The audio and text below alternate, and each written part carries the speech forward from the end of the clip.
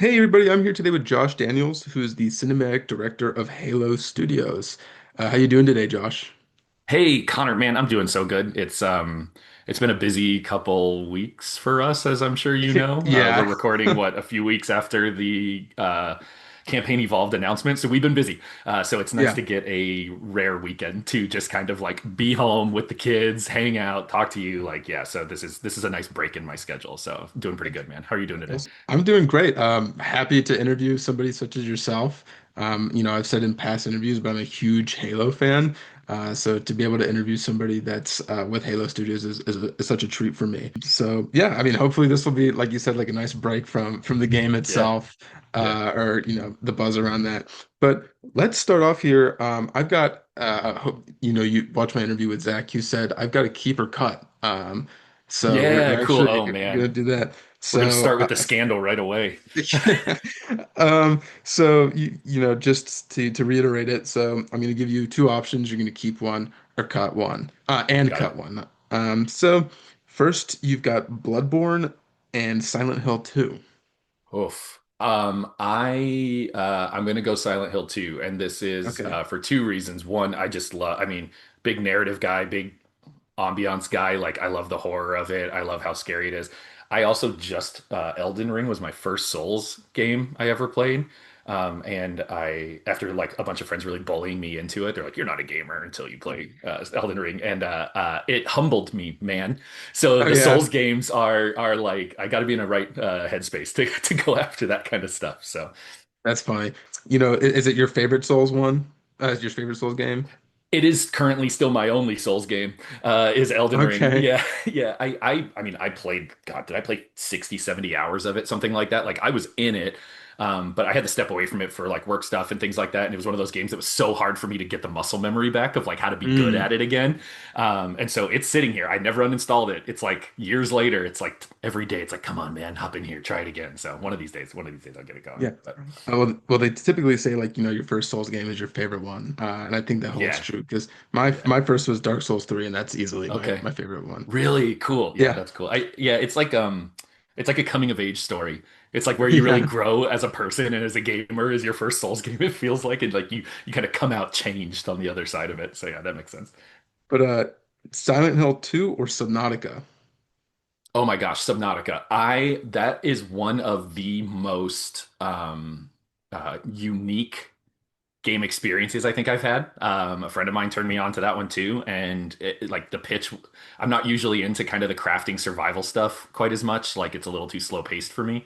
Have you played it? Have you played Subnautica? I have played Subnautica. I've not beaten it, but I'm getting super far. My fiance, I think she's played and beaten Subnautica, and then she's played Below Zero as well, I believe. Okay, yeah, yeah, yeah. There is, I mean, it's like a beautiful onion that you just keep peeling back these layers, and you're like, oh, cool, I'm on a planet. Oh, cool, I'm in the ocean, and then it's you're like, oh, there's no light anymore, and are these aliens? Like, what's happening? And it's just, I mean, it was such. I wish that's one of the games I wish I could like Men in Black wipe my memory of Oh, and really? play again for the first time because it was just so.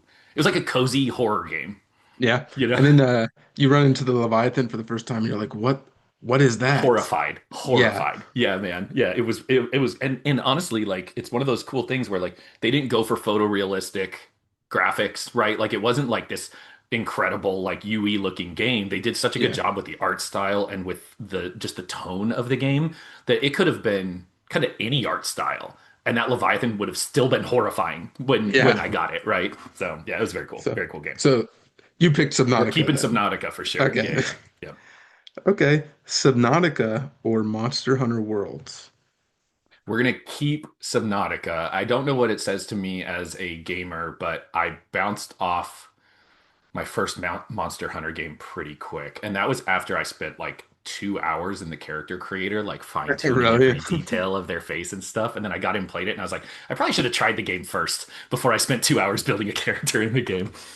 Yeah, it's very grind heavy, Yeah. Monster Hunter. Yeah. You have to put a lot of time into that. I think as a dev, I understand this too, that like games have this unfair um things stacked in against them, which is like it really matters where the player is in their lives when the game comes Yeah. out, and whether or not they have the time to sink into it, whether or not they have the attention span, or just like are they feeling good about life or less good about life, and like where those games come out for them, right? So like when Destiny came out. Mm. I was running my own business at the time, so my schedule was all kind of crazy and all over the place.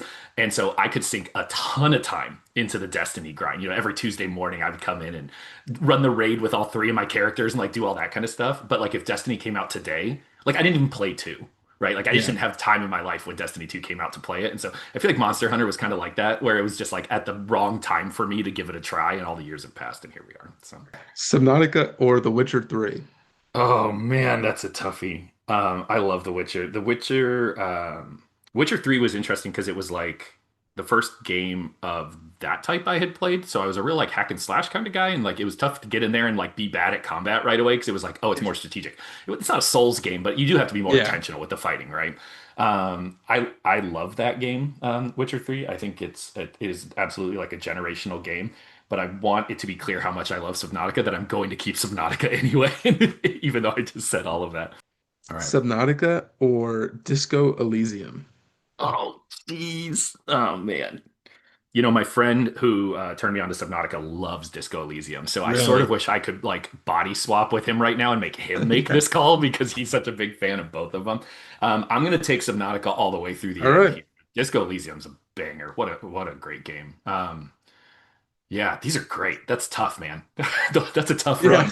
Good work putting those together. Thanks. Yikes. I've had some people that they're just like, you're killing me with this. Like Yeah, this is too yeah. hard. Like, is this going to be on the internet? Like, do I have to answer for these crimes that Yeah, I'm committing right unfortunately, now? there's Yeah. gonna be hordes and hordes of people in the comments saying, "Why didn't Yeah. you pick this game?" The But Witcher, are you kidding me? The Yeah. Witcher, actually, I've never played The Witcher 3. Oh, really? It's a game on my back. I've got it. I picked it up on PlayStation, Xbox, and Steam, all on sale for like Oh, $2 no. Yeah, each sure, time. sure. I've always been like, I'm gonna play this next. And This will be the then time. yeah, something Yeah. else on my backlog like Yeah. looks juicier at the time. Okay. You All right. Cool. attended Arizona State University from I did. 2005 to 2007, where you studied interdisciplinary media studies. Um, why did you decide to pursue, a degree in that? What kind of led you to pursuing an education in media studies? Yeah, super good place to start, I think. I actually started college in 2001, Okay. and I was going to school for journalism. Was what I was doing. 2001 was kind of an interesting time for that. There was a lot of questions around like where was journalism as a profession going at the time, which seems really crazy to talk about in 2025, like how it's changed since then.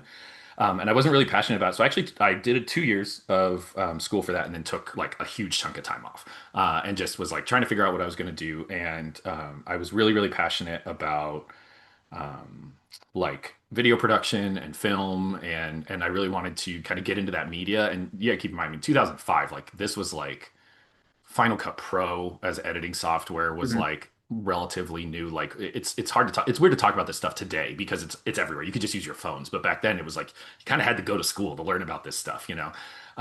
And I went to an ASU campus that wasn't in Tempe. Like Tempe's where like all the Greek life and football games and all that stuff. And I was just a little too much of a nerd. So I was like, I went to the West Campus where they had this, it was closer to where I was living too. And this program, it was more about kind of thinking outside the box. The interdisciplinary aspect was really, really highly emphasized. Like it wasn't, I couldn't go to school in this program for film without studying sound design, visual art, things like that. And so it was very avant-garde. And so the whole thing with this program was they were like, we're not going to teach you how to do anything. Like my first day of video production, they handed me the Final Cut Pro book, which this was back when there were manuals, right? And it was like, I don't know, it was like this thick, like as tall as my hand. And they were like, go home and read this. We're not going to teach you how to use this software. Like not a day of it. We're going to teach you how to think and how to be creative, and then you use this tool to do the things you want to do. And at the time, I was like, I don't know, I was an artist, and I was like, yeah, cool, man, and it was great. And so I'm doing programs where like I took a class where I had to do sculptures. I took a class where I did like avant-garde sound design using software that was all like binary to make music and stuff like that. And it was just very fun and free and creative and all that kind of stuff. And I came out of it without a job. Like it's not like you take that degree and then a studio is like, sweet, we'll snatch you up because it's just a little kind of weird. Like it was a weird degree to get. But what it taught me was it taught me exactly what it was meant to, which was like I might not have been the best cameraman at the time, I might not have been the best editor at the time, but I knew how to approach a creative problem in a way that was less traditional and to like tackle it like efficiently, but also just like yeah, it really was very outside of the box thinking. And so I didn't know what I wanted to do when I finished, right? Like I left, I was done and I was like, cool, I can do all this stuff. And now what? Right. And so it was a cool experience. But then like that same year, I graduated the summer of 2007. And then I moved up here. So I had lived in Arizona like my whole life. And I moved to Seattle. And I was just like, I want to go up there and kind of live that life and see what happens. Didn't have a job lined up. I was just like, let's just go see. And I landed up here. And I'm sure you'll get to this, but at that time, games were nowhere on my mind whatsoever. Like this was not getting kind of parlayed into an industry job at all. I was just like, let's just go see what it does for me. Awesome. Well, you studied at ASU, and I don't know, knowing now that you didn't go to like the main campus, did you kind of participate in any extracurricular activities or Mm. clubs or anything that kind of helped you further along your education or even just skills in general? Yeah, that's a great question. It's funny because I was going to go to ASU for the journalism job after I finished up community college, and they have like the Walter Cronkite School of Journalism is like one of the most well-known journalism schools like in the country. And so I was angling for like that experience, right, where I was going to Mhm. just be around all these people and very immersed in it. And then I ended up doing this other thing instead. So like my extracurriculars were completely unrelated like my friend groups there and stuff like we were in bands together we you know had different kind of like I mean what was it at the time rollerblading was really big so we were like had like Really? rollerblading groups and stuff like that right like it was like it wasn't related to school at all and I think that in a lot of ways like even though that didn't help me with any kind of networking and this was kind of the challenge with this program in general was that all of what we were doing was so diverse that like a classmate and I could both be studying for film and be going in completely different directions. So like knowing each other and having those connections is great because it's really interdisciplinary and it's across the industry.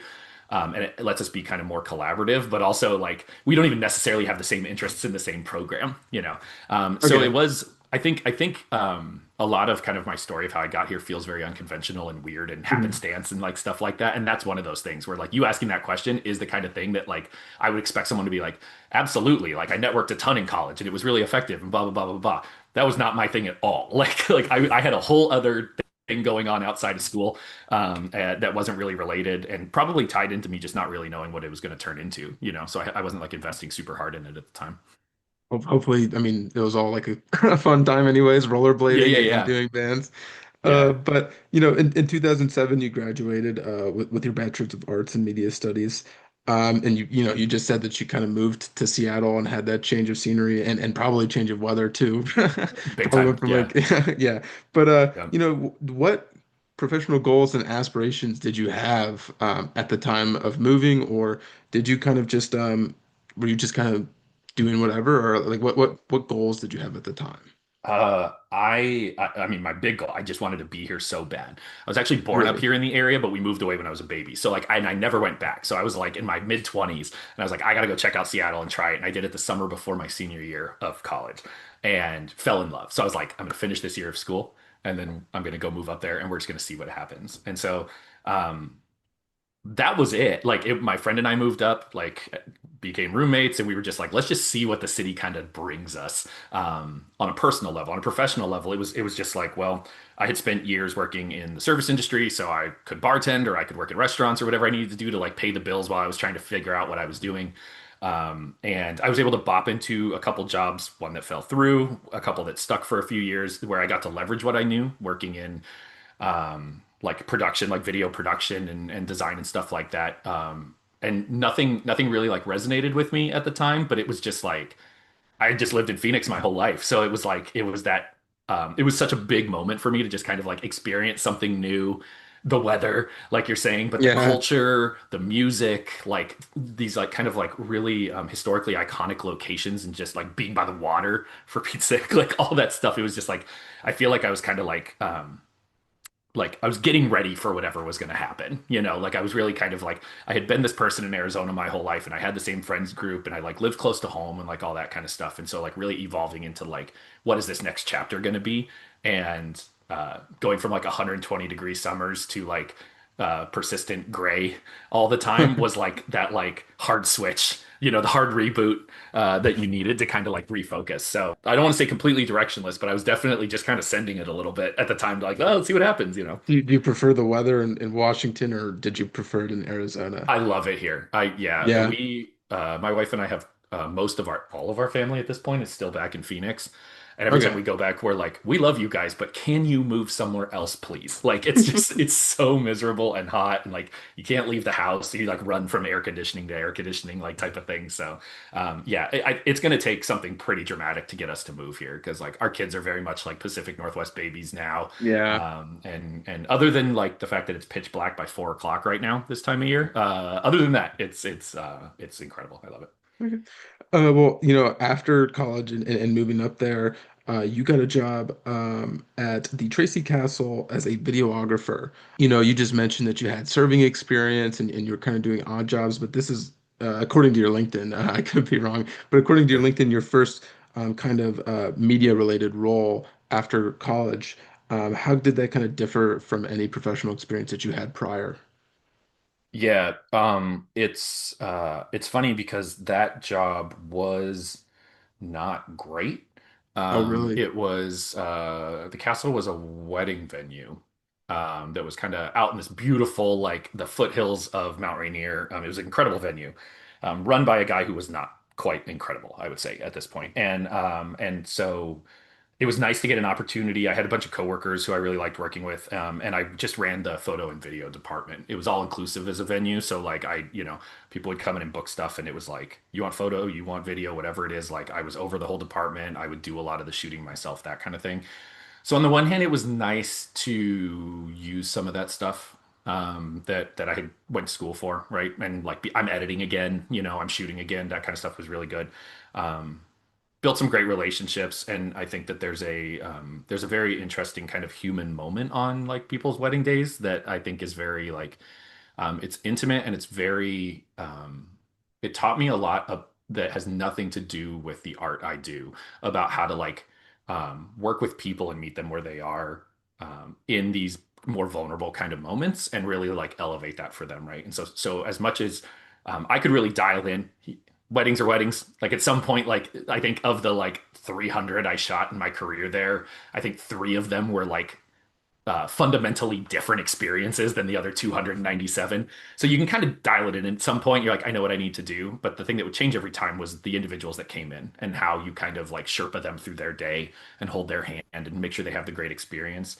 And I think that for me, as much as I want it to be about the art and the shooting, that for me was kind of the beginning of understanding how to be a better leader, how to be a better manager, how to be a better director, and how to like really work with people either collaboratively or your own team or like the community, just like understanding that everyone is coming from their own perspective and they all kind of like need something. And how can you be that thing Mm. for that person? And weddings are such a hard time to do that. So it was very much a trial by fire, you know. So getting to Yeah. make art in the middle of it's great. But like it was really more about kind of dealing with the people and working with the people, I think was pretty cool. Okay. Well, I mean, that's good because that kind of leads into my next question. You were kind of promoted to cinematography director.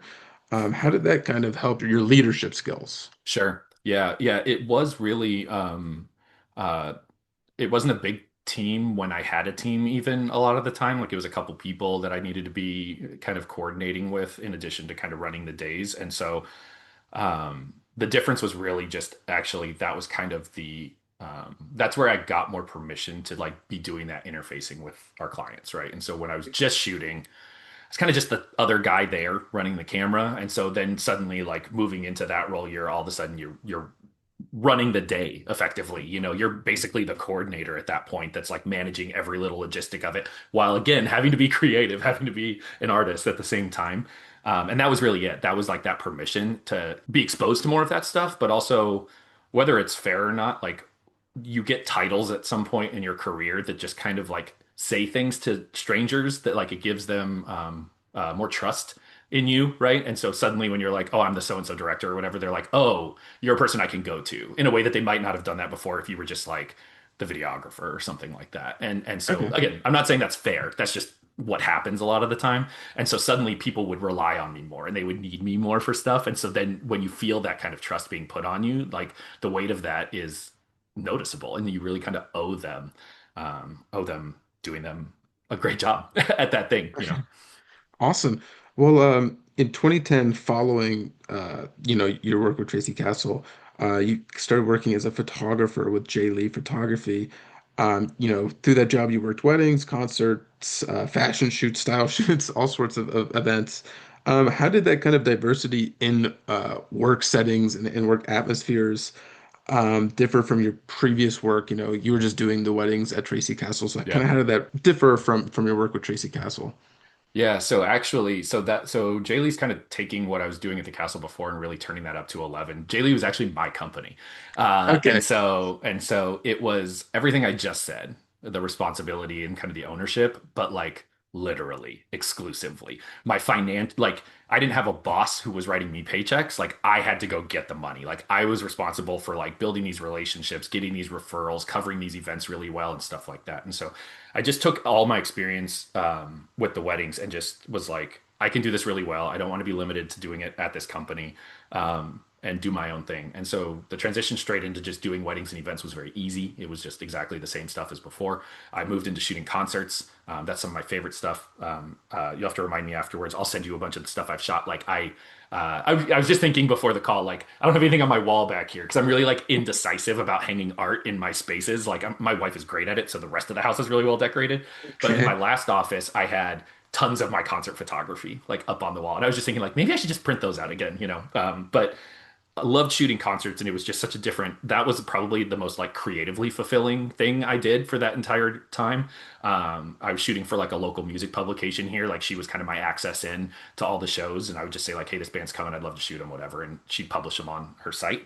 And it's hard. It's so hard to shoot concerts well. Like the lights changing a bunch. It's super dark. People are moving all over the place. You get three songs and you're done. Like it's a really challenging process, and I loved it. It was like being in the trenches, like really trying to like do some photojournalism in a way that I didn't have to do before because you were usually in such control over it with the other stuff I was doing. So it really diversified kind of creatively for me. Like it gave me an opportunity to shoot new stuff, to think about how I want to tell stories in different contexts with different people. And also, I mean, to be completely honest, just to transition me out of being 100% reliant on weddings because like it's hard. I didn't even dislike them. Like I kind of liked it. It's sweet. Like it's such a sweet experience to like be with people on this day and I never wanted to be part of any of the families, but they would always do it anyway. You'd end up like hanging out with the moms by the end of the day and stuff, and it was all very I really liked it, but it was really hard on my body. It was like 10 hours a day carrying all this gear, like doing all this stuff. And so it was nice to kind of move into something that was a little less traumatic, like physically for me, I think. Yeah. My wife ended up joining me for like the last half of our business and working together. It was very marketable to have like a husband and wife photography company I bet. at the Yeah. time. And then yeah, we got pregnant with our first kiddo, and that was kind of the end of the bit. Like she stepped out. I hired a bunch of people to work with me at the time. We were doing like multiple weddings on the same day, and then kind of got to a spot where it was like, okay, this was a good run. I'm getting older. I'd like to find something that feels a little bit more stable, a little bit more secure. So. Okay. How'd you come up with the name Jay Lee? What's the My story middle behind name it? so it's actually yeah, it is Okay. it's so dumb. My friend and roommate that I moved up from Phoenix with, his name is also Josh. And Okay. his middle name is also Lee, which is also my middle name. It was the weirdest thing. Like we had the same first and middle name. We were like 8 years apart in age or whatever. And we kind of started a company as not a joke, but just like a very like low committal. We shot and recorded one of our friends' weddings in Phoenix before we moved up here, and so we kind of just like abbreviated it, like J Lee was the idea, Okay. right? And then we just spelled it out, and that was kind of it. And then when I came up here, I just kept like he stopped working with me. I was doing it on my own, and I just kind of kept it. And my wife's name is Allie. And so like people are like, oh, is it Josh and Like, it was just like a Not bunch of really. guesses on it. But at the time, like, especially with wedding photographers, it was always names. It would be like Josh Daniels Photography or something like that as like the Mm, person you would hire. And it was so rare to have a company that had a name that wasn't the person's actual name. So it actually helped us out quite a bit. There were only like maybe a half dozen in the area that weren't just name photography. And so it kind of helped differentiate a little bit where it sounded more like a business and less like a dude with a camera that has like, an LLC or yeah. whatever. So in both of the roles, it's not just about taking photos or videography, but you have to manage digital libraries, Yeah. keep track of client information, edit the content, market, all Yep. that stuff. How did these kind of factor into your career growth overall? It is the less sexy part of art is managing it, right? And so actually, no joke, in the corner of my closet right here, I can see about 20 hard drives, like small hard drives that are all like old enough to have like firewire cables and stuff like that in them, where I still have hard copy backups of everything I've done for both of those companies up here in my closet. Really?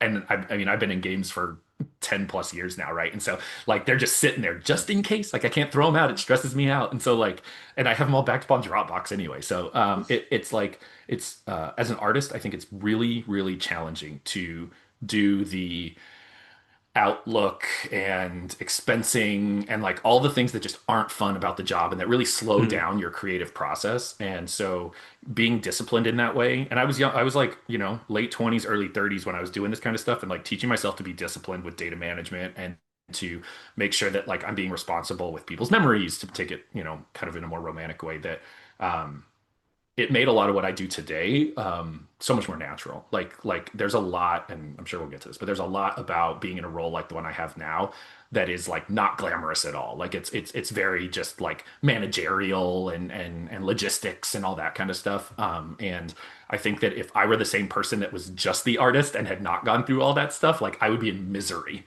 doing this type of stuff. But it comes very naturally to me. So Okay. I'm thankful for that time to have done the not glamorous stuff early in my career. Uh, for me, I mean, when I do these interviews, right, I have to interview, then edit the video, then post the video. My Mhm. favorite part is always the interview itself. Yeah, My least dude. favorite part has quickly become the editing. Do you Yep. have like a process that you really like, and then a process that you're like, oh, I have to do this again? Dude, yeah, man, this is so relevant to like the week I've had. I feel the exact same way as you. Like, I love creating stuff. And for me, the creation kind of at this point with just like the amount of time it takes me just to like do all the stuff I have to do in my job, that the creation part kind of stops here, and then the edit just becomes like kind of curating it a little bit. And Yeah.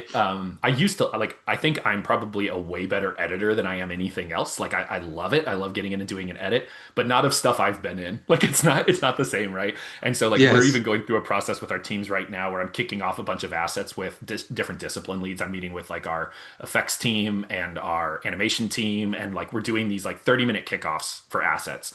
And I'm building a library of them, right? And if we do a really good one, it's 30 minutes where we just cover our stuff and we're done. But we're all friends and we've worked together for a bit now that like there's times where like right in the middle of it we'll totally meander into something else, and I'll be sitting there taking notes like, well, I'm gonna have to pull this one into Premiere and I'm gonna have to cut this one up because I don't want to like have in our library us just being like, oh man, lunch at the cafe was crazy today or whatever. And so the process for me to get through this, I just did, how many hours of this did I do? It was like 18 hours total of these that I did over the last 3 weeks. The process, man, is 18 do it. hours? Total, yeah, yeah. The process was like, do it now, get it over with. Like, don't delay it. Because even I was doing the last one yesterday, and it was 11 o'clock in the morning, and I had like 10 minutes of the video left, and I knew that there was stuff I wanted to cut out of it. And the cinematic artist who works with me, he was like, "Hey, you ready to? When are we heading to lunch or whatever?" Because I had an early meeting, so we need to take an early lunch. And I was like, "Yeah, I'll come back to this." And I started to walk away from my desk, and I was like, "No, you won't. You're going to be mad about this when you come back from lunch that you didn't finish it. So just sit down, sit back in the chair, bang out the rest of the edit, and get it done with." And so it's not a very technical process. It's just like future you will be glad that you did the thing now, because like Yeah. future you wants to play a game or watch a movie Yeah. or hang out with your fiance or whatever, right? Future you is not like, man, I hope I get to edit that video that I was really excited about 2 weeks ago and I'm less excited about today. Yeah. Well, thank God, recently my fiance, she's like, I can edit some of these if you want, but Yeah. yeah, well, she's got more editing experience than I do. Oh, But I cool. mean, I Cool. typically edit, but I was like on the fence That's about it. But awesome. yeah, Dude, she that's was like, great. yeah, she's like, I could do some if you want. And I was like, I Yeah. don't know, I'll Sounds like think a about beautiful partnership. Yeah. it. I was like, It's I'll all think coming about together it. great. Yeah. But we've got another keeper cut here. Um, Okay, cool. so this one, I actually kind of like my lineup for games here more than the All right. last one. Oh man. Okay. Um, so Dark Souls 3 hmm or The Outer Wilds. Oh geez, Outer Wilds for sure. Not just because Okay, everything we just talked about with the Souls earlier, and no offense to your favorite Dark Souls audience, no, it's but fine. Outer Wilds is such a beautiful game. It's just it. I'm not like a mate like I don't love indie games the way that some people just live for indie games, you know, like all games that are Mhm. indie are good because they're indie. But man, you play some of these like smaller budget games and you're just like it's just so incredible. I've only worked for like Microsoft Studios, right? And so Yeah, like the resourcing and stuff that we have is like huge for AAA games. And so you see other studios do so much with so much less, and it's just very intentional. And kind of knowing how things work behind the curtain and how hard it is to make a game with a team of people, period, and get everyone on the same page. It's like the fact that you had so few people to do that, and you were able to come up with this cohesive vision that was like really resonant with people. I think is awesome. I love that game. no, that's cool. I just that you didn't pick Dark Souls 3, so I think I might cut this I short guess and we'll just wrap. yeah, No, I I'm had a just feeling kidding. this was a setup for a short interview. Yeah, yeah. No, I'm joking. The Outer Wilds or Near Automata. Still, yeah, Outer Wilds. I actually haven't played Nier. I think Nier came out at a time where it was not, that was not what I was looking for in a game. But I think as I've kind of like, it's floated past my vision multiple times in the last couple years that it's in a queue now to look at, like when I've got some more time to dig in. But yeah, I haven't had a go with that one yet. Okay, this is a matchup I really like. The Outer Wilds or Shovel Knight. Oh, geez. Okay. Um, I'm gonna stick with Outer Wilds, man. Outer Wilds is gonna take this one Okay, to the end. I have a feeling. There's like two games I'm worried about you calling out here at the end here that really? might ruin this for me. So we'll see how it goes. The Outer Wilds or Super Mario Galaxy 2. So did Zach had I think Zach had a controversial statement that is going to be similar to what I just said. Is like since I have become an adult, I have not really been into Nintendo very much. Really? I just got my kids a Switch 2 years ago, I think, maybe 18 months ago or something like that. And I was traveling internationally for work this year quite a bit. And I was like, oh, I'll take a Switch. Like, awesome, we'll do that, you know. And so I'm asking all my friends, like, guys, what one Switch game is going to like take me this 4 week trip I'm on or whatever? And everyone's like, if you haven't played Odyssey, you have to play Odyssey. Like, Odyssey is just like you're going to feel like a kid again. You're get da da da da all stuff. And I was like, excellent, aces, got it. And I kept falling asleep playing it. Oh my God. And like, granted, I was very tired. Like, I was like 9 hours ahead time zone and was jet lagged really bad and everything else. And so it wasn't fair to Nintendo that that was my first experience with it. And it was so much fun, but it just didn't. It wasn't hooky for me. Like, I wasn't like coming back Really? to it. Like, I want to play, I want to play. Versus like my buddy who has like a Steam Deck and he's talking about like, oh, I'm playing Hades, and I'm like, oh, I'd love to play Hades right now or something like that, right? And so, Nintendo catching strays from me here, but I have not played much modern Nintendo games these days. Don't even start asking me about Zelda, man. It's okay. Look, I think that there's so many games and game franchises out there. Like people have completely different experiences. Growing up, Mhm. I was very much Xbox and PlayStation. Part of the reason why I was so excited about this is because one of my like the game that got me into to games is Halo 2. I remember Cool. booting that up when I was like a Yeah. little kid and being like, wow, this is insane. Yeah. Like a lot of Halo 2, like a lot of Sly Cooper, a hmm lot of like all sorts of stuff. But I never had like a GameCube. I mean, I had a Okay. Wii, but it was at my mom's house, and I was only ever at my mom's house like once every couple of weeks, so I barely Sure. played that. But my fiance, like growing up, she didn't have a PlayStation 2 or an Xbox. They had a GameCube, they had the Wii. So they Ah, played all the Mario games, all the Zelda games, and I feel like not having played the Zelda games growing up, it's hard for me to get into them now. I yeah. don't think Yeah. they're bad or anything like that. I don't think they're Totally. poor, but like it's such like like it's yeah, it's just an odd thing. I don't know. Yeah. But got your last one here. The Outer Wilds or Portal 2. First Nintendo, now Valve's going to catch a stray. I'm going to stick with Outer Wilds. I'm standing on business here Okay. with my indie games. God, I love Portal. That to me could be a little bit of a cozy game too. Like that really hits a sweet spot where you can just like sit in a flow state for a little bit and kind of have fun Yeah. with it. But yeah, I gotta give it to our Outer Wilds guys on that one. Okay. Well, I mean clean sweep by Outer Wilds. No That's no right. changing or anything No like that. changes. Yeah. No changes. But Thank but God you didn't say Baldur's Gate 3. oh really? That would have been Oh, the knock it right out of contention there. Yep. let me go through and change my last one. Yeah, And yeah, yeah, have perfect. Oh, wait, I put found Baldur's one Gate 3 more in here there. real quick or whatever. Yeah. In 2015, you joined Turn 10 Studios as a gameplay capture artist. This is your first video game role. What was it like transitioning from such a like a media heavy thing? And this is still media heavy, but transitioning from your own business to just working in games now. Yeah, yeah. I think there's two parts there that you kind of touched on. It was very surreal because it was just games out of the blue. I mean, you can imagine like it wasn't again still not on my radar at the time. And so as far as the art of it all and the actual work was concerned, yeah. I got the job. It was this crazy job posting that was super vague and very kind of mysterious. Like, do you like card or what was it? Do you like video games? Do you like photography? Apply for this job. And I was like, all right, this seems fake, clearly. And So let me what apply for it.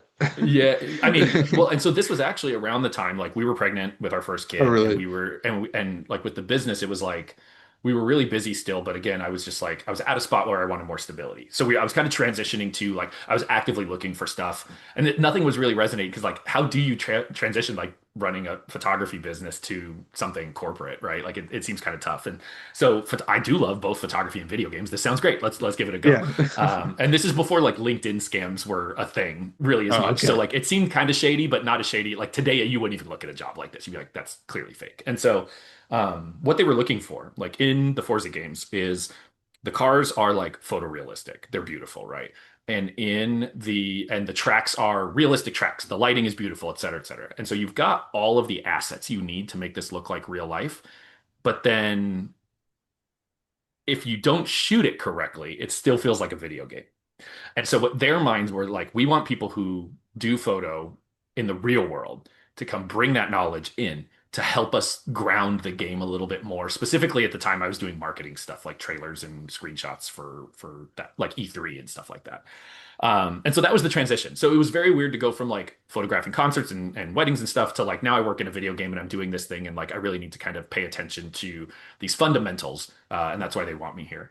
The other thing that was very surreal though is like going from like the daily grind of a hustle of needing to like pull in new business and stuff like that and the responsibilities of owning a company to being able to like settle in on an established team and be really collaborative and know that like there's a greater business goal that you're a piece of was very freeing. Like it gave me a lot of space to kind of mess around and do different stuff because like they have me here for my talent. And with the company, like if I took too many risks, that might hurt my business a little bit. But here, like we've got enough checks and balances, we can kind of collaborate and do some good work together. Um, and so it was great. I don't think my wife believed it was a real job for like months. She was like, Oh, "There's no really? way people are paying you money to take pictures of fake cars in a video game." And I was like, "I mean, we're getting paychecks, so whatever it is must be okay." But yeah, it definitely was surreal. So you had a little bit more creative freedom in that role than you did with your business. Yeah, it sounds contradictory to say that because I ran my business, so I didn't have a boss. So like Yeah. I clearly should have been, but like there was very like established style and product that we had at that point where we could do some fun stuff, but we really needed to like kind of stick in our lane with it. Here, it was like I would take more risks, especially like relative to like they had a very kind of standard way that they would like photograph the cars for marketing purposes that felt a little dated to me and it was still kind of gamey. And so I went in and shot it like I was shooting a race and just like totally changed the way that I looked at it. And a lot of the stuff I shot early on never got published because they were like, this is a sick shot. Like if this came from the community, like we would like throw it up on a blog post, but for marketing purposes, it's not really helpful, you know? And so it was just kind of like, I do this a lot in my career, but I'm like the T-Rex in Jurassic Park, like testing the fence to figure out where it's Okay. electric and not. And so a lot of these times, like I'll push and they'll say like, "Oh, okay, no, this is too much." It's like, "Cool, cool, cool. I'll keep that in my back pocket for later." And I'll kind of move more towards what you're looking for and see if we can pull them this way a little bit is kind of the goal. Um, so yeah, it was more creative freedom. Whether or not anyone ever saw most of that stuff, I don't know at this point. But it was nice to get to exercise it, and it's lower risk because it's not like those cars are actually driving around the track and that's my only shot to get the photo. Like at the weddings, you're like, you've got this moment and it's over. High stress concert, same way. Here, it's like you set up a whole scene and you can shoot it all the different ways you want to. And so it's a little more freeing to be able to do it that way. And this is just coming from somebody that hasn't worked in dev, so this is just like a curious question I had. Sure. Um, but is those photos are those taken in engine? Like what's the Hmm. process behind that? Yeah, for Forza specifically, they built a photo mode in very early, like maybe Motorsport 2 or something like that. And so we actually just used the in-game photo mode to do it. Oh, And then really? then we had dev debug tools inside the engine that we had access to that weren't like customer facing, so we could tune it a little bit better and do some extra stuff. Like we could move cars around in a way that you'd like in the game, you'd have to drive it and be driving it and like pause it and go into photo mode, where like we could actually place all the cars and kind of choreograph it. We also used 3D Studio Max tied into the engine where we would be able to like record the car like racing around a track and then it would just keep playing it back over and over. And so we that's how we would do our videos. And so like we could you could change move it around like in the timeline. And so you can make the racing, if your car recordings are this far apart, you can Mhm. like time fudge it to like get them really close to each other and get cooler stuff like that. So yeah, it was neat. It was very cool to kind of like be able to do it that way. There was a point where I posted a trailer I worked on, and I told my mom was like, at the time she says, my son, took these pictures of the cars or something like that, and I was like, I actually did everything. I even drove the cars, and she's like, ha ha ha, what are you talking about? And I was like, I mean, I drove the cars, and she's like, she calls me, what are you doing? What do you mean? That looks dangerous. And I was like, Mom, it's a video game. And she's like, what? I thought these were real cars. Like she like legitimately thought it was like real cars on the track for the video. And so it was like, yeah, it's cool to kind of like have your hand in every part of that process.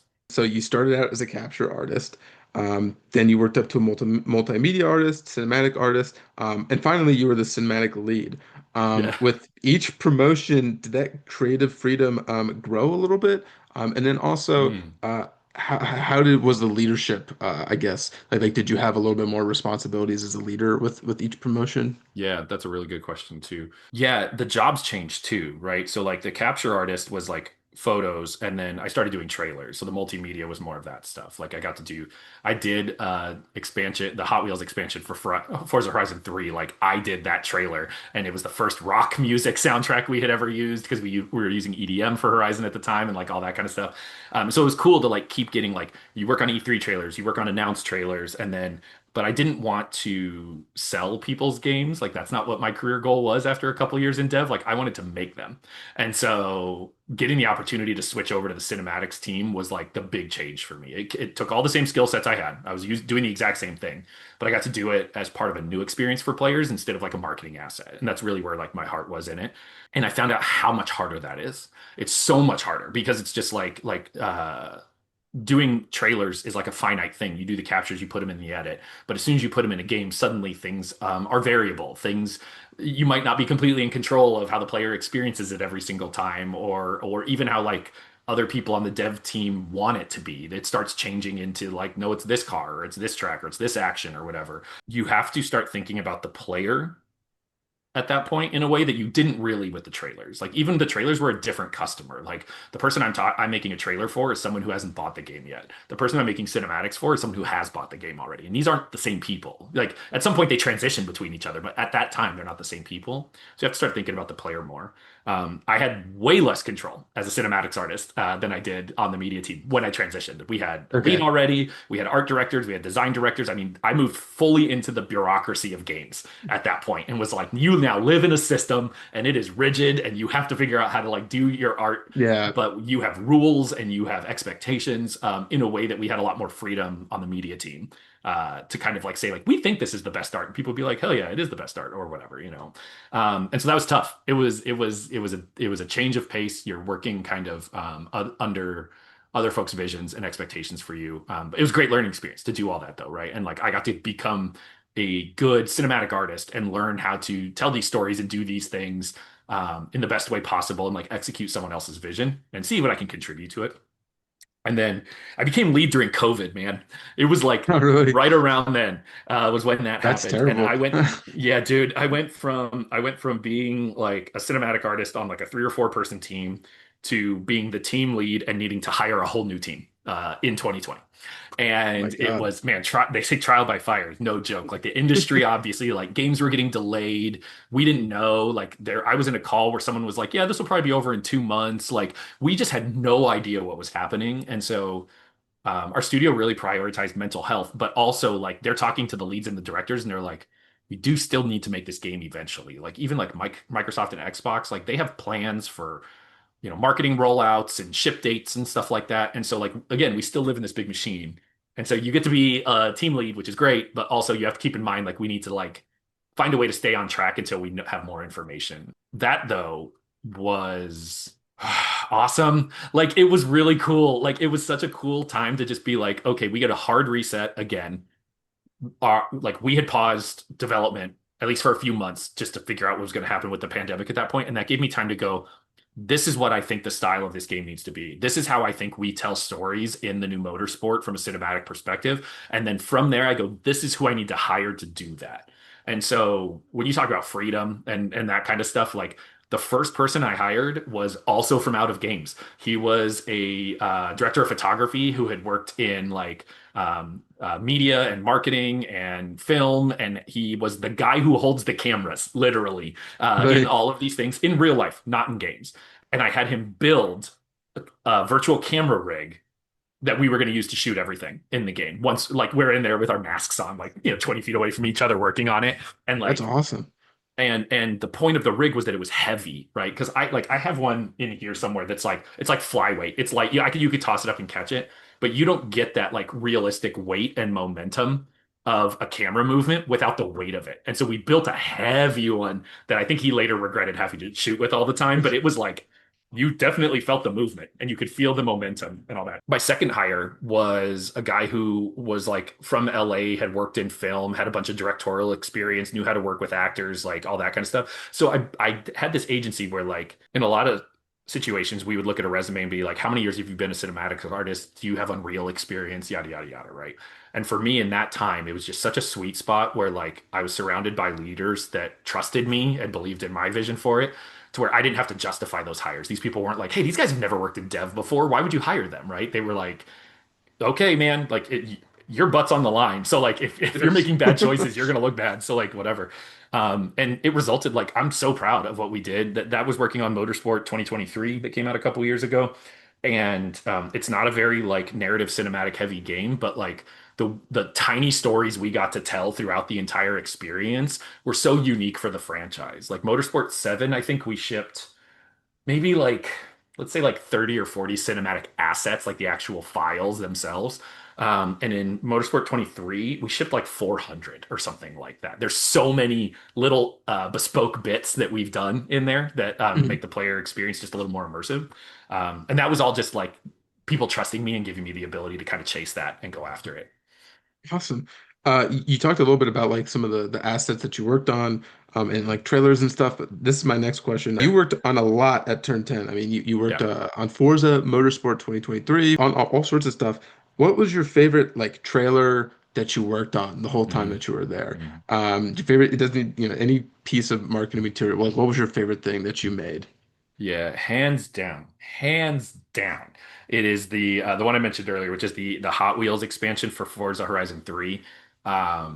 It was my initial idea was not well received inside the studio Oh, because it was really? so different. Like every piece, like every car pack video, every trailer, everything we ever did was like rave festival dance music, high energy, like that kind of Yeah. thing, right? And with 3, we had done something different. My cinematic lead at the time for the E3 trailer, we did this really kind of like deep, moody piece for E3. It was the first time we'd ever done something like that for Horizon, and it was a cover of Wicked Game. It was a female vocalist. It was really, really quiet and kind of dark.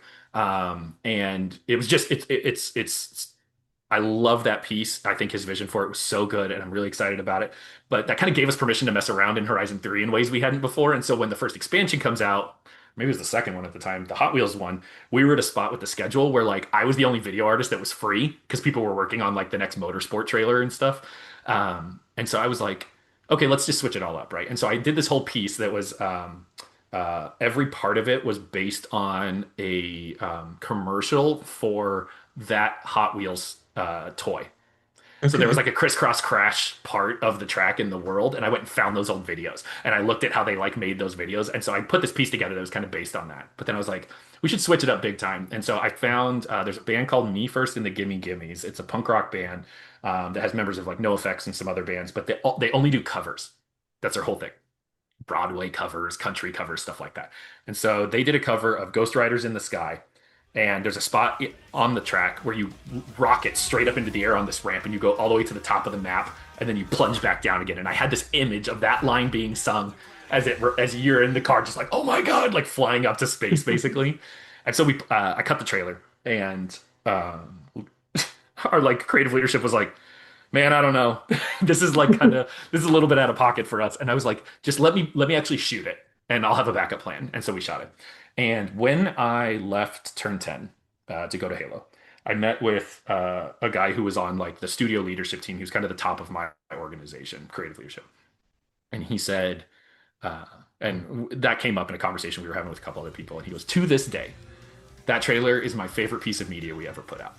Wow, And I was really? just like it's mine. So I'm glad we kind of see eye to eye on this. But we had put out hundreds of assets since then, and I mean, we've put out three Horizons since then. I think at that point, you know what I mean. So Yeah. like, yeah, that was really special for me, and I'm glad it resonated with folks because like that was my first end-to-end trailer that was just my own, and so it was really me saying like, give me space and I will do some cool stuff. Like, and it's the school thing, right? It's all the way back to what I learned at school. It's like how to think outside of the box, how to creatively approach these problems in ways that aren't traditional and that people aren't expecting. And that's the best part about telling stories is like if you can subvert those expectations and you can do something that feels fresh and new, it really resonates with people, right? It's why Halo 2 resonated with you. You weren't expecting all that. Like it's just like you're like, am I the alien now? What's happening, right? Like there's so Yeah. much cool stuff in the way that we create art, I think, and it's about. I felt like I was trusted by people to go explore a little bit, and so like that's my whole like professional mission statement is like I want to empower other people to do that too, because it can't stop with me, right? It's very pay it Yeah. forward type of thing. So That's awesome. That's such a like a great story. Thank you for sharing that. yeah, thanks for asking. No problem. But uh, I think you've touched on this a little bit. But game studios such as Turn 10, especially Turn 10, because it's a Microsoft game studio, uh, are full of so many moving parts, so many different teams, Yeah. departments, and everything. Yep. What does a collaboration process look like for a studio of Turn 10's caliber? Yeah, it is very tricky. You've talked to a lot of producers, and so they have answered that part of the question for you probably better than I ever will. My one of the producers I work with said to me this week, literally, the balance between production and creative is respectful disagreement, is what he said. Because which is beautiful because it's so true where it's like we want to art and create forever. I want to make the perfect thing and I want infinite time to do it. You know the budgets, know the schedules, you know the timelines, all that kind of Yeah. stuff, and you're responsible for the product, right? In a different way, and that we both want the same thing. I want the product to be on time for them. He wants the product to be at quality for me, but it is impossible to do 100% of both of those things without being really intentional on the front end. And so, in a perfect world, in the utopia, before we kick off a project, everyone who's going to work on the project exists, and we all sit there together and we come up with the plan and we execute against the plan. But the problem with games is they take a long time to make, right? Like a fast game these days are like 2, 3 years. A lot of these games are Mhm. taking 5, 6 years. People come in, people come out. Like, people have life changes. We ramp up, ramp down. Like, it's hard to have all those people there, even in leadership. Like, aren't don't always stay for entire projects. And so, what happens is those plans change over time based on who's in them, and there's a lot of reacting to it. Like with Campaign Evolved, I started like 16 months ago, I think, at Halo now, and it was very early in the process. Like I had come in after a lot of contracts had been signed and stuff was set together, but it was early enough that I got to like storyboard things myself and actually be part of that creative process. But like my artist, I was finally able to hire my cinematic artist who's like traveled with me, and it's actually the guy who did the direction from Turn 10. I snatched him up and brought him with me. Um, he started in January, and so like he kind of came in like in media res here, like mid process, you know. And so like you're like spending a lot of time catching up. You're dealing with decisions that have already been made. And so a lot of it's not technical. Like I think again, producers handle scrum processes and what is it like sprint closes and kickoffs, and there's all these like things you can do from a production standpoint to try to manage time and assets and things like that. But I think as a human being that's trying to make a thing with other human beings, and this is going to be a theme, it's like coming from a very like empathetic place and understanding that like we all are here to make this game. And we are here to make this game because we love this game and we want people to experience this thing. And understanding that, like, if I'm getting friction from this person in the process, because that person thinks this is the best way to make this game. And I think this is the best way to make this game. And let's understand each other better and figure out how that goes. And so it's less of a formal process, right? I'd love if it were. That would be so easy if it was just like a rubric you could apply to it and it just does it. But it's every interaction you have every day Mhm. constantly, right? And it's so hard. Some days you're just like, I'm ready to flip a desk and walk out of here, you know. But it's like you have to understand that these are just people, and we're all just doing our best, and we all have a vision and a goal, and we have this thing we want, or we have responsibilities, and understanding that that the end result is this experience that we want people to have. Like I think kind of helps with that handling Okay. those moving parts. It's very imperfect though, right? Because like you have to feel that way, but if you're working with people who don't feel that way, it's a bigger challenge, right? Like they Everybody's you know. Yeah, everybody's passionate about something in some Exactly. way. Yeah. Yep. So in July of last year, so 2024, you joined Halo Studios as cinematic director. Then Um, 343 Industries even still at the oh time. We yeah, hadn't then even rebranded 343. yet. Yeah. Yeah. Um, but you joined 343 now, Halo Studios. How does it feel having the opportunity to campaign evolve like we mentioned at the Mhm. beginning of the Mhm.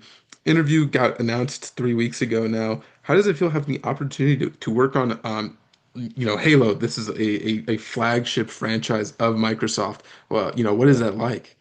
Yeah. I mean, it's big. It is like, it is, it is humbling. It is overwhelming.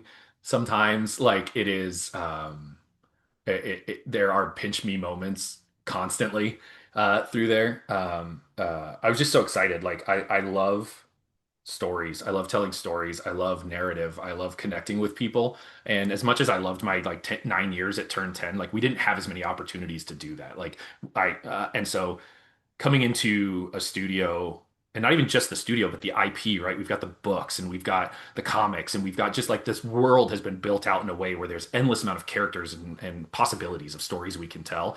Um, is like it's like a buffet. You're just like, oh my God, look at all this stuff that I have to tell stories with, right?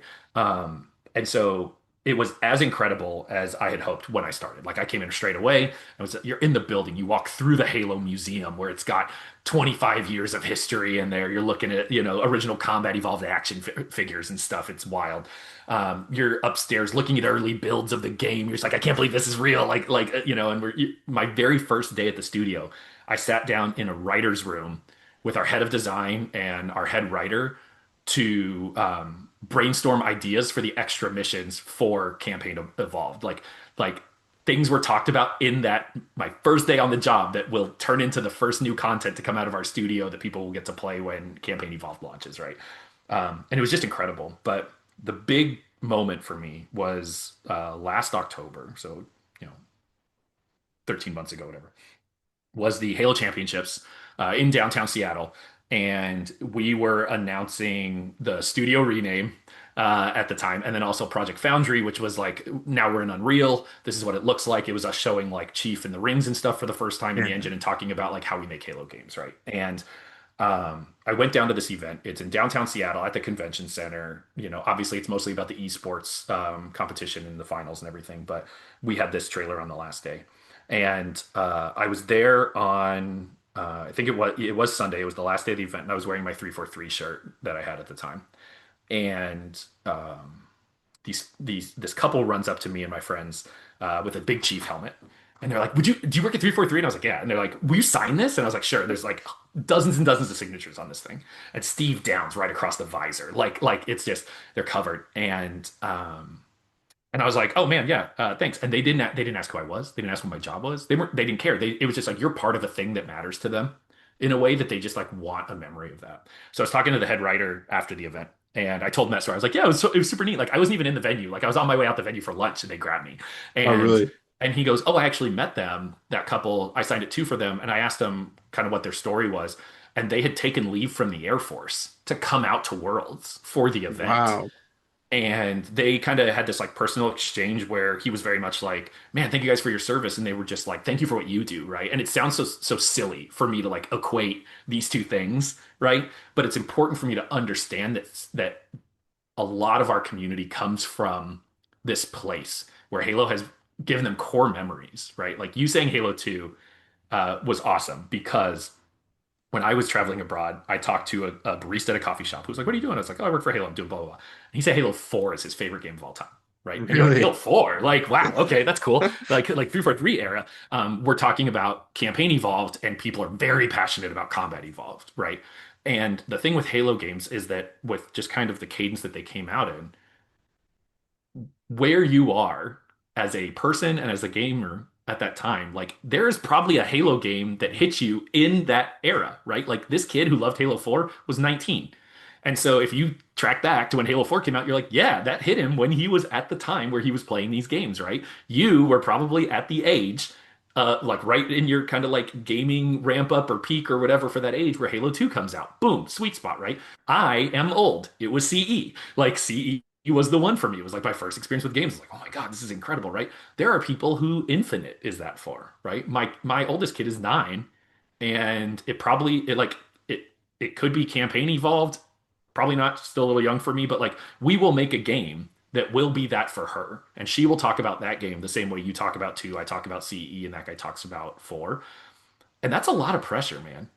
This is Yeah. core memory stuff. Like we think back to like getting together with our friends, doing LAN parties, like it was an important part of my development, and it's tied to this freaking space game, right? And so I think that like um it's kind of heavy Yeah. sometimes, right? And I think that that's the thing. Like I wish that I could go meet every fan personally and let them see that. Everyone I work with is the same way. All these people are exactly the same way. And that's why, like, the thing I was saying earlier about process and empathy driven stuff is like everyone I work with is exactly the same way. They understand it. Like, they understand the burden of this. In the Forerunners, the mantle of responsibility is like in lore. Yeah. It's right. It's the thing we feel that it's on like the wrist of some of our hoodies. Like we know, we know what kind of what we are protecting and what we're controlling here. And I think that like for me as an artist who gets to use this 25-year-old franchise to tell stories and stuff is like, I don't know, man. It's like the sweetest, heaviest thing all at the same time, for sure. To say that Halo has been important to me would probably be an understatement. Yeah. Um, I mean, yeah, I mean, I told you Halo 2, I probably I was like maybe 5 or 6 when I played Halo 2. Oh, crazy. Yeah, that's awesome. Yeah. And I was at a friend's house and I booted up the Xbox, and I remember thinking it was the most realistic looking game of all Sure. time. Yeah, absolutely. And it like just transported me into another world. But I've mentioned a few times my fiance said it Hmm. a couple of times. Um, we met in high school. In our senior year of high school, COVID hit. So Hmm. we were talking at the time, but when COVID hit, we couldn't go anywhere. So we played through like all of the Halo campaigns together, all of them. Dude. And then Oh, man. a couple years ago, Halo's gotten me into trouble, in fact. A couple years ago, Steve Downs and Jen Taylor do GalaxyCon all the time. Yep. And there was one in Raleigh, North Carolina. And I got a copy of Halo signed by both of them. Cool. And Very cool. the next day, my fiance Abby, she had brought like an energy sword prop. Got it signed by Steve the day before, but it hadn't been Yeah. signed by Jen yet. And so the con wasn't open yet, and you had to go down this escalator to go into like this Okay. ground floor. So everybody was Yep. piled up, and then it opened.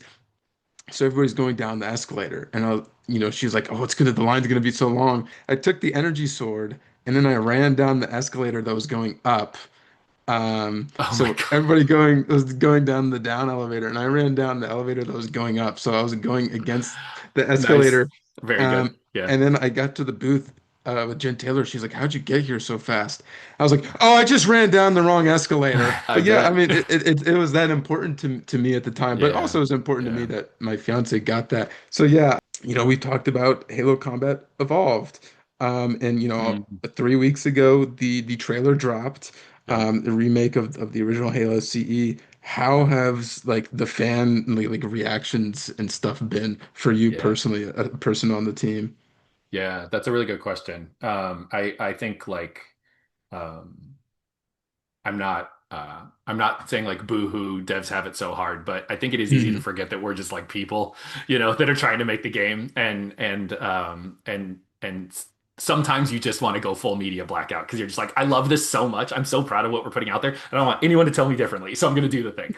Unfortunately, I have no self-control in that area, so I'm instantly like straight to Reddit, straight to Twitter, like let me see what everyone's saying and stuff. And I am not surprised at all by the passion. Like it is exactly what we already talked about, right? Where like everyone feels so strongly about every little detail of CE and whether or not it should be the same, whether or not it should be updated, whether or not it should be changed completely. Like the response is because of the love for it, right? And the response is all over the place. I love it. Like any opinion you could possibly imagine someone having about what we showed in October is on the internet. It's every part. And so I'm not even addressing any specific feedback. It's just that Mhm. you go to a thread where like one of our community managers posts like, "What's your favorite thing and one thing you'd like to change from the video or whatever," right? And it's thousands and thousands and thousands of replies. You're just like, "This is crazy!" Like I'm trying to think like, what do I care about outside of my profession like this much, right? Because like it's Yeah. a bit. Sometimes I'm just like, it's a video game. Like I can't believe it's so resonant with people. But then you think about what we just talked about, and it's like, yeah, it really hooks a lot of us. And people weren't doing that for motorsport. You know what I mean? Like we weren't having esports championships where 4,000 people came out to watch an announcement, right? Like we didn't have people like stalking me on Twitter or whatever. Like it's definitely a different experience with this group of folks. And so I've been really encouraged to see like that Halo still matters to people 25 years later, that it is a thing that has only grown, I think, and people have been more passionate about, and people are still playing, right? Like if uh, find the worst note someone gave, the most upset someone is about something that we showed. That person wants to play more Halo. Like that rules, right? It's the PlayStation thing, right? It's why like I think I don't get any kind of for me, I'm so excited about us going cross-platform because everyone should get to play Halo. We shouldn't be gating this world and this gameplay behind a platform at all, right? I want if we like give it to everybody. Like let's figure out how to get this out here so everyone can see it.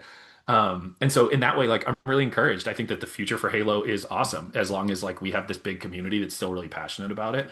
And it's cool to be part of that. For the cinematic specifically, though, man, I'm pretty over the top. Like Silent Yeah. Cartographer is a sequence that was very fun to put together. I loved being able to do like a more action driven intro. CE feels really iconic to folks, but like for me, I was like, you're kind of just staring out the back of the Pelican the whole time, and I want you to feel like you're actually storming the beach at Normandy, right? Like that's like the inspiration for it. And so we were like, we'll still put you in the Pelican at the end of it and do all that kind of stuff, but we want to just like make this thing explosive. And Yeah. so shot it that way. Really excited about kind of where we landed for like a in progress build. Like we weeks before we weren't doing that thing like I was like I want to put this stuff in the demo, like let's get it in. And so it was really cool to get those three scenes in, and I was really happy and proud of them. And in that thread I mentioned, like that Twitter thread with the thousands of replies, like I like almost choked up that like as I looked into it, it's like the pro on like 75% of it is like love the cinematics, love the cutscenes, love the new take on it, love the da da da da da. And like as an artist, like as a creative, you don't want to be like a slave to that type of feedback, but I'm just like Yeah.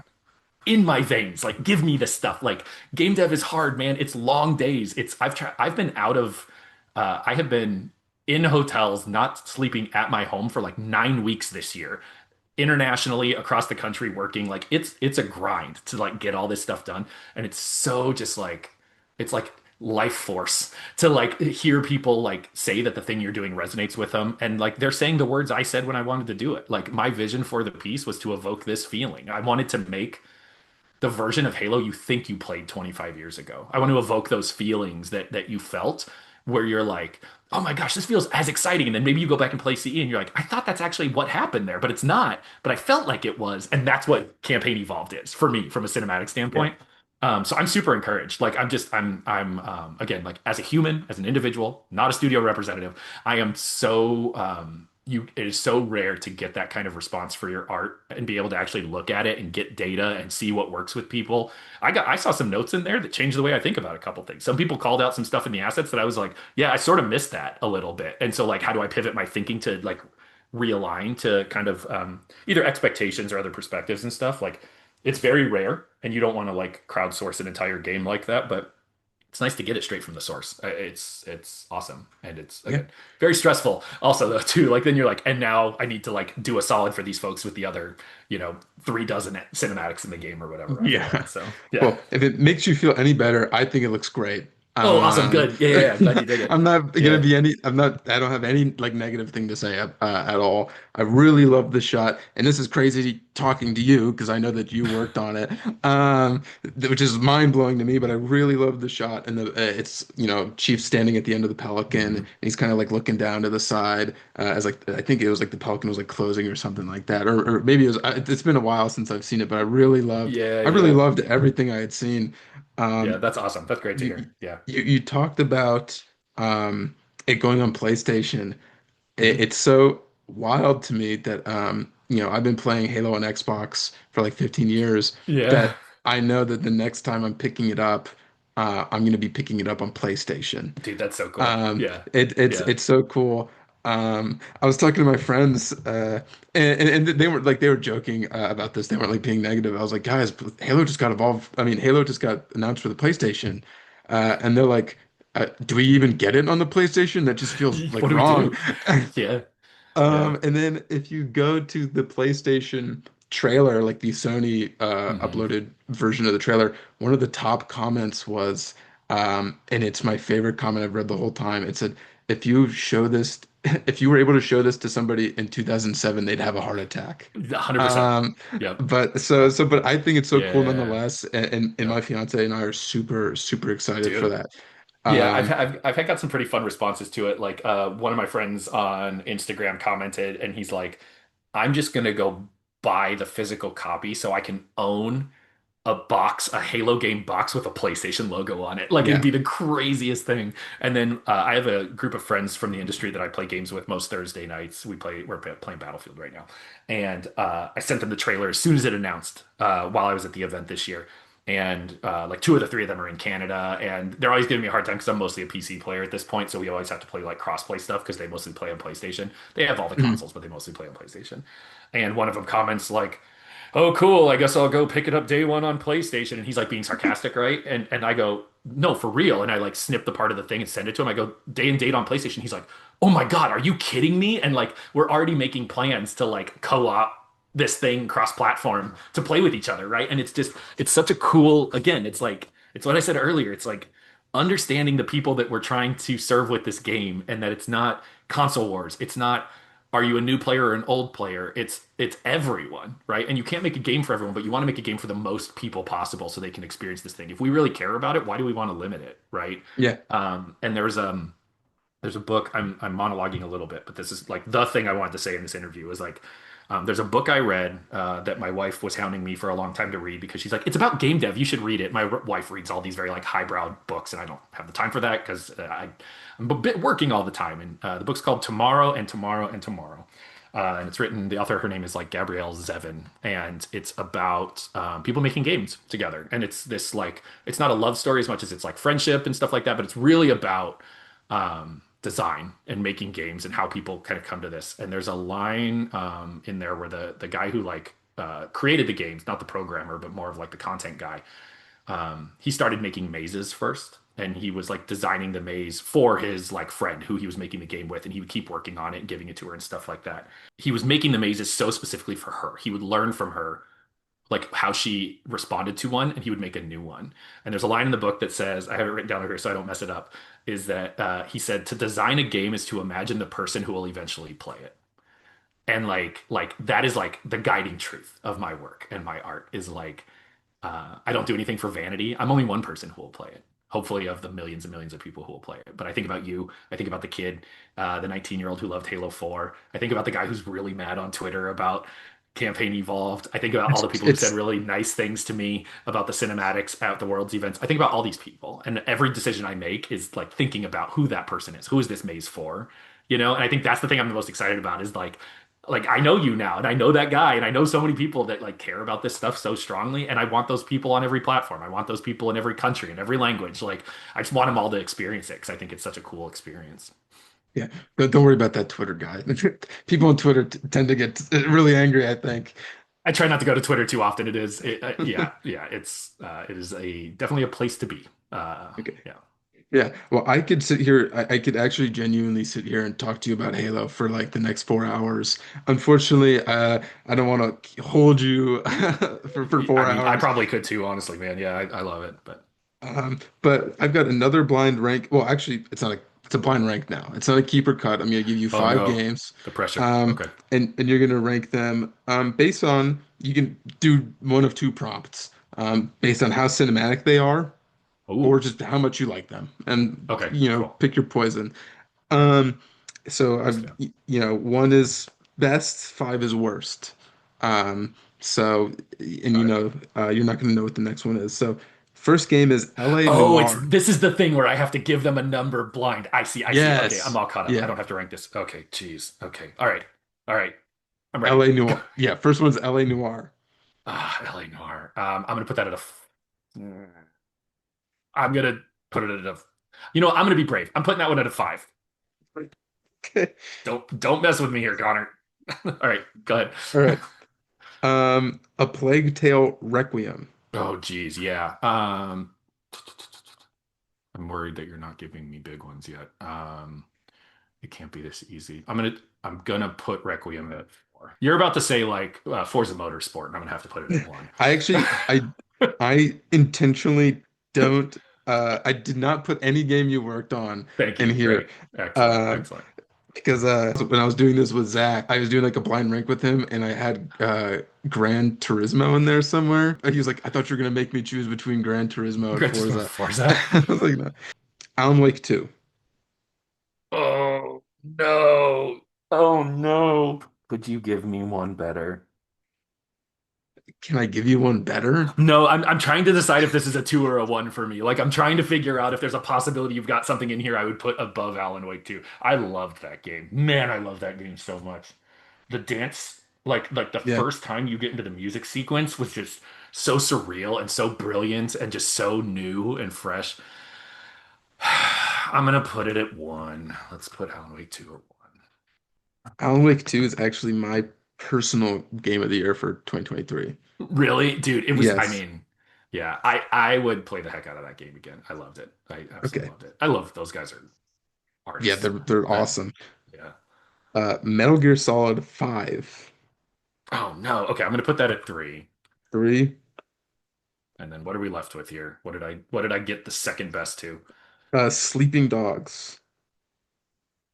Sleeping Dogs. Is that that's like the I don't know, man, I just like fudge. It's like that it's like Oh the yeah, it's kind of like GTA but not yeah, yeah, yeah, yeah, GTA. yeah, Yeah. yeah, yeah. Yeah, it's very important that I put a game I never played as my number two on this list. So very, very Well, good. Well done, Josh, on that one. You got to it leave five is open all the time. I just wanted to be brave. You know what I mean? I wanted to be brave and confident with the first one. well you were because most people what happens is they don't want to give I've noticed this they don't want to give their one up and they don't want to give their five up. 100%. So Yep. so what Yeah. typically happens is two, three, four get filled and then you're just forced to put it in either one or Yeah, five. yeah, yeah, yeah. So I think you actually did better than most people with this. This is pretty Um, good. I mean, if I had played Sleeping Dogs, I'd be better informed of where this kind of lands in the whole thing. But altogether, it's not too bad. If I bumped those three that I had played up to two, three, four, I think it feels kind of okay. So could have gone all right. worse. Could have gone worse. It could have. I've had people where they haven't played like a single one in my blind Oh ranking. no, that's So they're like, tough. I Yeah, guess I'll put this at five. yeah, that's tough. What is your favorite game of all time? Yeah, Baldur's Gate 3, easy. Really? Yeah, yeah, hands down. That was I played my first run. it's like 160 hours or something like that I put into it or something. Um, there are a lot of issues with it. Have you played it? Yes, I've played Baldur's Gate 3. I've Did only you play played all the it way once through? though. Yeah, I went Yeah. all the way through. That third act was the first time a game's ever opened up that I've been like, can you just be over? Like, I thought by the second Really? act, I was like, surely I've beaten this game at this point. Like, we're through. And the third act is bigger than the first two acts combined. There's more stuff, right? You get into the city and everything. I think so. Obviously, big D&D fan. I mentioned before we started the call, like I've been DMing. I'm on my second game DMing right now. It's been about 7, 8 years now I've been doing it, and so it really resonated with me how true Larian was to D&D with the roles, with the mechanics. They modernized it in a way that I thought was really great. I really love the stories they told. I really love the characters in the game, and I love it's so big and it's so complex, and there are so many paths you can go on by design, right?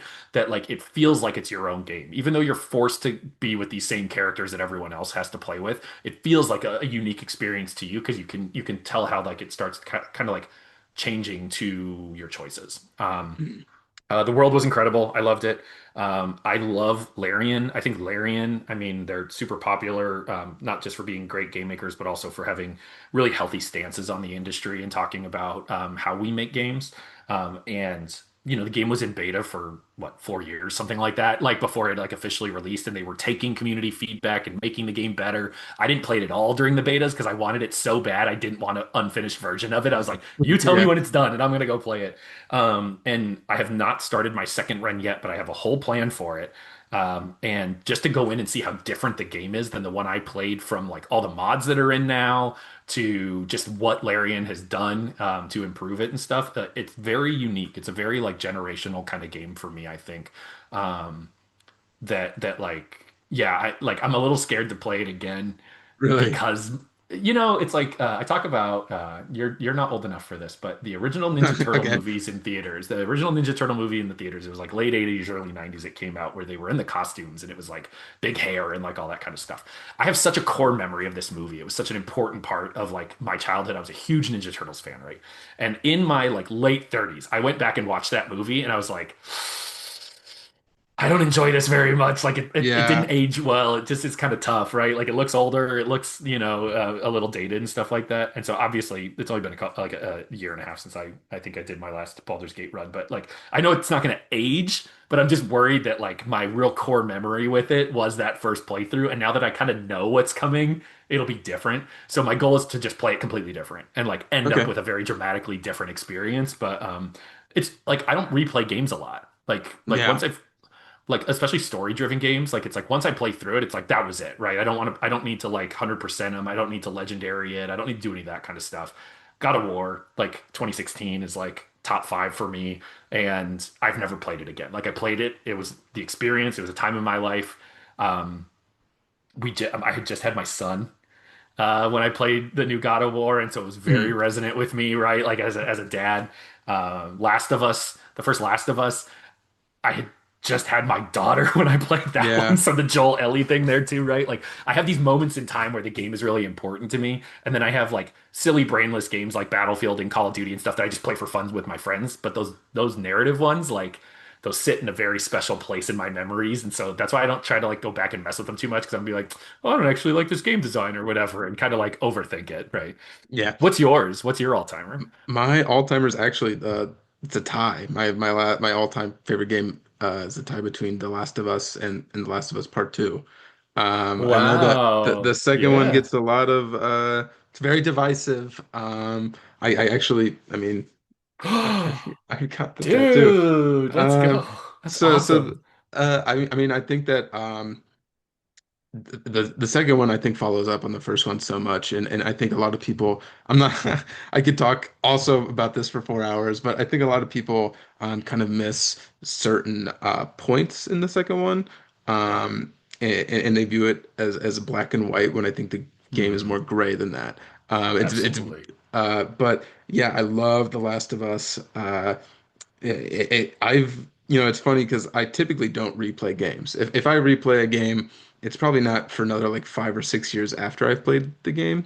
I Sure. Yeah. played The Last of Us for the first time in like 2021. and I've played it like 3 or 4 times since then. Wow. No kidding, man. Yeah, I mean, so it's one of my favorites. I mean, like I've got to let so Last of Us, love The Last of Us. Dark Souls 3, my first Souls game. Um, Yeah. I'm a little bit different with replaying the Souls games. I think It's that a they've different got experience, yeah. such great replay value. I think Hmm. I've beaten Elden Ring 2 or 3 times. Dark Souls 3, Cool. I've platinumed it on PlayStation, so like I've Sick. done it. Wow. Yeah, I've done Jeez. everything you can. In Dark Souls 3, I'm huge on the Ratchet and Clank games. I love Ratchet and Clank. Cool. Yeah, yeah, yeah. Yeah. And then obviously Halo. It's funny. I think Halo 2 is my favorite one, but I think just objectively, Halo 3, it would probably be the best Mm, one. But I loved Halo Halo 3 is Infinite. fire. I played Halo Infinite when that came out. It's funny because Yeah. um, I had Game Pass when Halo Infinite came out, and I went to GameStop and I bought a copy of Halo Infinite. And then I went to my fiance's house and I was playing it, and she's like, "Oh, it came out on Game Pass. Are you playing it through there?" And I was like, "No, I just bought it." I And she's just like, paid all the "What?" money for She's like, "Why?" it. And I was like, "I just Oops. just wanted to have it, like 100%. Yeah, I hear physically." that. Yeah. But yeah, I mean, all sorts of stuff.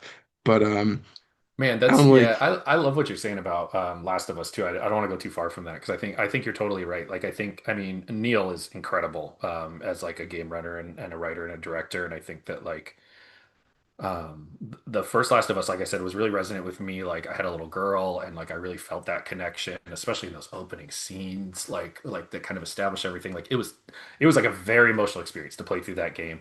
And two just really resonated with me. Like I really, I think I got it, and I got the moral complexity of it, and I got the challenge and the other perspectives. And I know that people are mad Joel died. usually because they're passionate Joel's about cool. something, Joel right? died. Yeah, That's why we love people are Joel. mad. Yeah.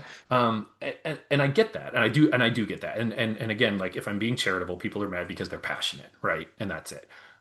If we just ignore kind of like how rare it is to be doing something like you're doing, even because like it is going to be more of a challenge for you to generate views because you're not being negative, right? Like YouTube loves negative engagement. The algorithm loves negative engagement. And so like I do think there's a huge section of people who are just really passionate and find flaws in the games that they're passionate about and they wish it would have gone differently. Um, I think Last of Us got caught up too much in the rage bait kind of thing that it like broke the whole narrative of the game. There were leaks that weren't true and like all that kind of stuff too. I think that game got a really unfair shake. I loved it. Um, I was very excited to see it turned into a show. I don't know that we've stuck the landing on that one. Sorry, Neil, on that one necessarily. But it's because the second one was kind of perfect for me. So Yeah. I don't know. Yeah. But anyway, I totally hear you. Man, I love those games. If I talk about that game too much, I'm going to have to go boot it back up again. I'll be like, I Yeah. should do that again. Yeah. I haven't watched the second season of the show. I did watch the first season. I really enjoyed it. Yeah. But when the second season like trailers were coming out, there was so much that I was seeing in the trailers that was just like this never happened at all in the game. And Sure. that happened Yeah. in like the first season too. There were Yeah. Yeah. certainly Yeah. like Of some course. things, but I remember seeing like a giant horde at one point, like kind of like attack their Oh, like yeah. Yeah. Yeah. their main Yeah. town. I was like, we're slipping away from the point, but I'm also just kind of poor at watching TV shows in general. Yeah. Yeah. Yeah. As much of a Halo fan as I am, I did not watch the Halo TV Me show. neither. That's okay. Um, but it's there's so many people th for me, like I said, it's mostly just time, but there's so many people that are so I think picky about the wrong things. Like when the Mhm. Halo TV show came out, everybody was so upset that Master Chief took off his helmet. Yeah. Sure. Right. Okay, well, first of all, like, and this I understand if this is like a silly reason, but if you read the books, like he takes off his helmet in the All books. the time. Yeah. Also, Yeah. like TV and games are like vastly different mediums. Mm, hmm.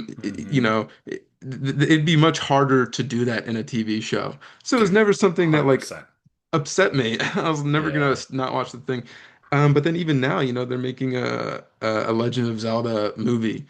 Um, Right. and Right. people are like, well, I've been seeing people online and like, well, Link talks, I'm not watching the movie. Like again, this is a very Sure, very sure. different medium. Yeah, And, yeah. like that would please the fans, obviously, but like if you're trying to bring in viewers that aren't familiar with the property, I think it would just be awkward if he wasn't talking. But Dude. the yeah, Yeah, and I think that I think I'm gonna say this. This is gonna sound like I'm saying this as a dev, but I'm saying it as a gamer and a consumer. Is that like I think it is absolutely okay to understand that some things aren't for you. Like I'm sitting here saying I want Halo to be for everybody. I want every person on the planet to play Halo and experience it and feel these stories. But that is not Halo is not for my wife. She is never going to play a Halo game. She doesn't get into the video games at all.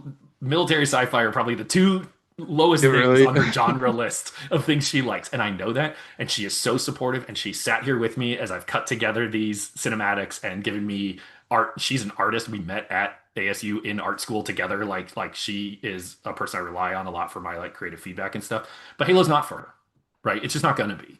And so these people you're talking about here, it's like if I'm a Halo fan, I expect that the Halo TV show would also be for me. But it turns out it's not because hilariously, my Halo TV story is right before I started at Halo. Like I had already got the offer, I'd accepted. It was like the week before I started.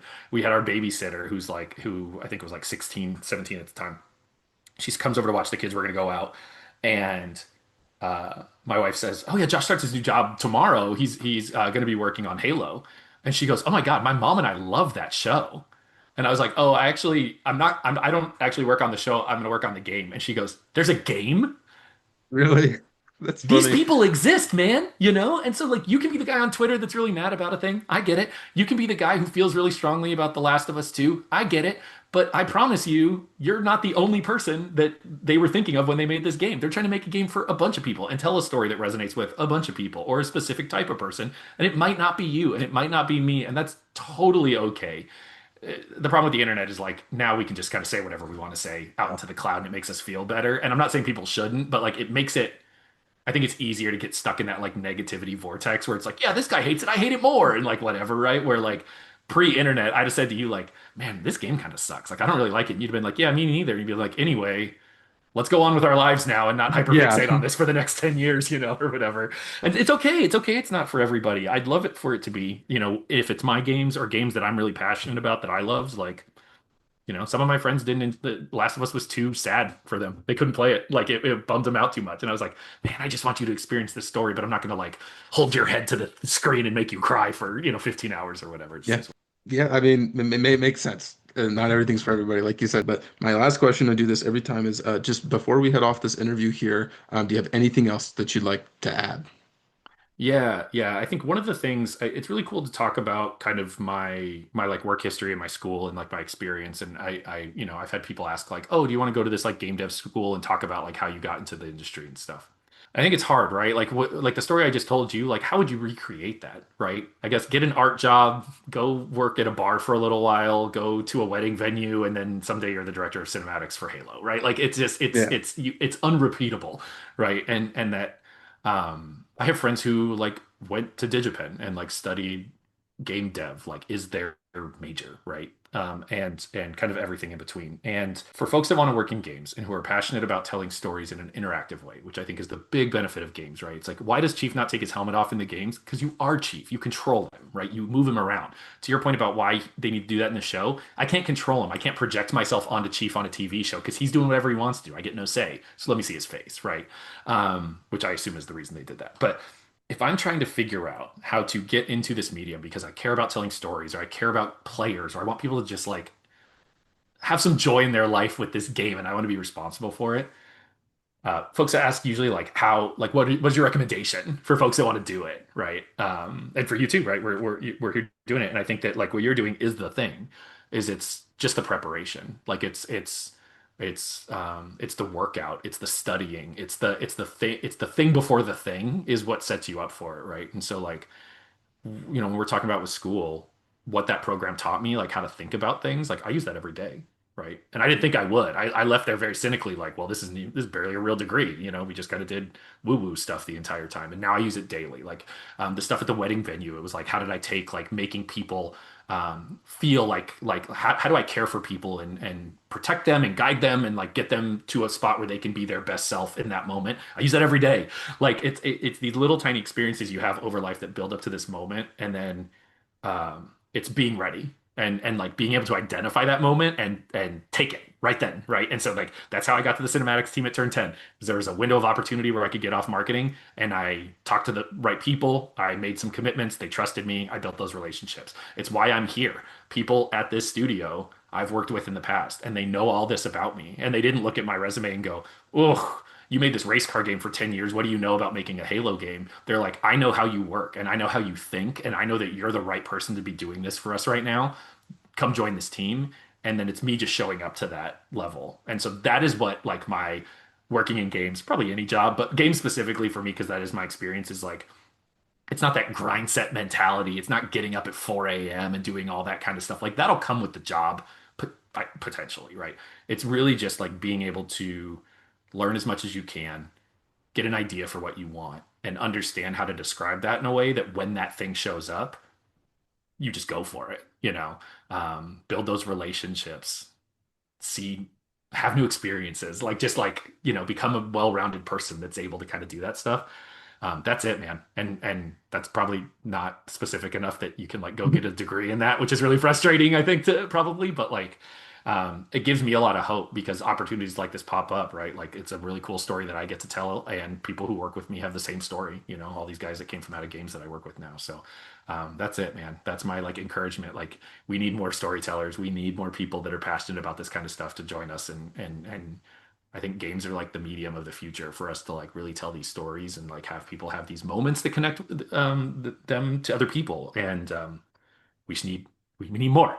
Don't give up. We're not giving it to Yeah. AI. We like want human beings in the building to do the thing, and we just need more of them to come in. So come to me, artists, and let's go tell some stories. All right. Well, awesome. Thank you so much for the answer. That was great. Great advice. But everybody, this is, like I said, this has been Josh Daniels. Thanks so much for coming on, Josh. Man, thanks for having me. This was a lot of fun. Like I said at the Great. beginning, I don't remember. I'm happy. I think it was in the recording, but like this has been such a pleasant break from the absurd amount of work we've been doing on this project and like long days and stuff like that. So it's just been really nice to kind of take a break and talk about the reason we do what we do. So thank you, man. Thanks for reaching out and everything else. Yeah, it's been very, very cool. I'm so happy to provide that break for you, but thanks again. Um, Yeah, my pleasure. yeah.